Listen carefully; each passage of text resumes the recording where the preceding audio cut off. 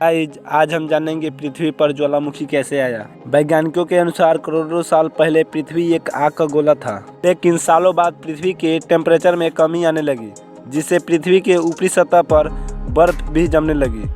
सूर्य के गर्मी से पृथ्वी के अंदर का मैग्मा यानी ज्वालामुखी पृथ्वी के सतह पर चली आती, जिसके फलस्वरूप जलवाष्प बनने लगे, जिससे बारिश होती, फिर पृथ्वी पर बर्फ जमता, फिर ज्वालामुखी बाहर आता, फिर जलवाष्प बनता। यह क्रिया लाखों सालों तक चलती रही, जिसके कारण समुद्र का निर्माण हुआ।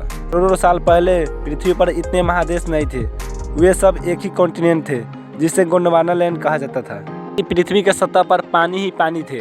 समय बीतता गया, पृथ्वी के टाइटेनिक प्लेटों में दरार आती गई, जिससे कई महादेश बनते गए, लेकिन ज्वालामुखी विस्फोट हमेशा होता रहा। पृथ्वी के केंद्र में जो मैग्मा है यानी ज्वालामुखी है, उसका तापमान 6000 डिग्री सेल्सियस है, क्योंकि सूर्य के सतह के मान के बराबर है। सूर्य में अभी भी हीलियम और हाइड्रोजन में क्रिया हो रही है, जिससे सूर्य के केंद्र का टेम्परेचर 1.5 करोड़ डिग्री सेल्सियस है।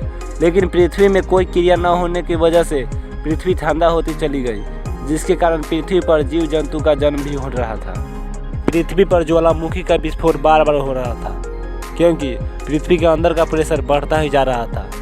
इसके कारण यह है कि समुद्र का जल रिस कर जब भी पृथ्वी के अंदर जाती, तो पृथ्वी का अंदर का मैग्मा और जल आपस में क्रिया करके वाष्प बना देते। पृथ्वी के अंदर का आयतन जब गैस के कारण बढ़ने लगता, तो पृथ्वी के कमजोर सतह से विस्फोट के साथ मैग्मा यानी ज्वालामुखी बाहर आते।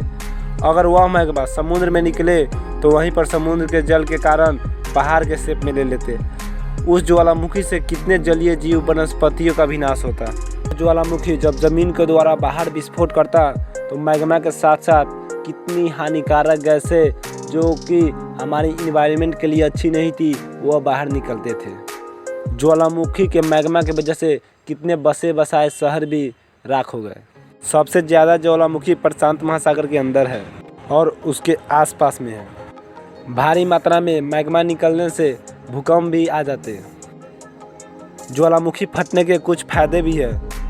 जब मैग्मा बाहर निकलता और ठंडा पड़ जाता, तो वह आग्नेय चट्टान बन जाती है, जिसका यूज हम कंस्ट्रक्शन के कार्य में करते हैं। पृथ्वी पर करीब 5000 से ज़्यादा ज्वालामुखी है। दुनिया का सबसे बड़ा ज्वालामुखी हवाई द्वीप पर है, जो कि प्रत्येक 15 मिनट में विस्फोट करती है।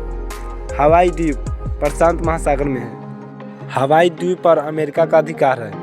वही अगर भारत की बात करें, तो भारत के अंडमान निकोबार में सक्रिय ज्वालामुखी है, जो करीब 150 साल शांत रहने के बाद 1991 में विस्फोट हुआ था।